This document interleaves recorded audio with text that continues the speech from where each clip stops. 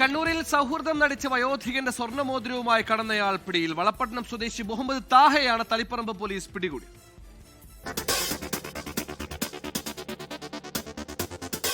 കഴിഞ്ഞ ജനുവരി 7-നായിരുന്നു കേസിനാസ്പദമായ സംഭവം.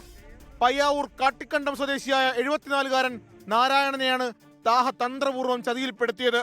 പയ്യാവൂർ ബസ് സ്റ്റാൻഡിൽ വെച്ച് ഭാസ്കരൻ എന്ന വ്യാജ പേരിലാണ് പ്രതി ഇദ്ദേഹത്തെ പരിചയപ്പെട്ടത്. സംസാരത്തിലൂടെ വയോധികന്റെ വിശ്വാസം പിടിച്ചുപറ്റിയ താഹ അദ്ദേഹത്തെ കൂട്ടി തളിപ്പറമ്പിലേക്ക് ബസ് കയറി. യാത്രക്കിടെ നാരായണന്റെ വിരലിലെ മോതിരം വാങ്ങി പരിശോധിച്ച പ്രതി അത് തിരികെ നൽകുകയും ചെയ്തു. എന്നാൽ തളിപ്പറമ്പ് ന്യൂസ് കോർണറിന് സമീപമെത്തിയപ്പോൾ പ്രതി അടവ് മാറ്റി. നാരായണന്റേതിന് സമാനമായ മറ്റൊരു മോതിരം നിർമ്മിക്കാനായി സ്വർണ്ണപ്പണിക്കാരനെ മാതൃക കാണിക്കണമെന്ന് പറഞ്ഞ ഇയാൾ മോതിരം കൈക്കലാക്കി. ഉടൻ വരാമെന്ന് പറഞ്ഞ് അടുത്തുള്ള ഓട്ടോറിക്ഷയിൽ കയറി പ്രതി സ്ഥലം വിടുകയായിരുന്നു. തട്ടിപ്പിനിരയായെന്ന് മനസ്സിലായതോടെ നാരായണൻ പോലീസിൽ പരാതി നൽകി. തളിപ്പറമ്പ് CI ബാബുമോന്റെ നേതൃത്വത്തിൽ പരിസരത്തെ CCTV ദൃശ്യങ്ങൾ കേന്ദ്രീകരിച്ച് നടത്തിയ അന്വേഷണത്തിലാണ് പ്രതിയെ തിരിച്ചറിഞ്ഞത്.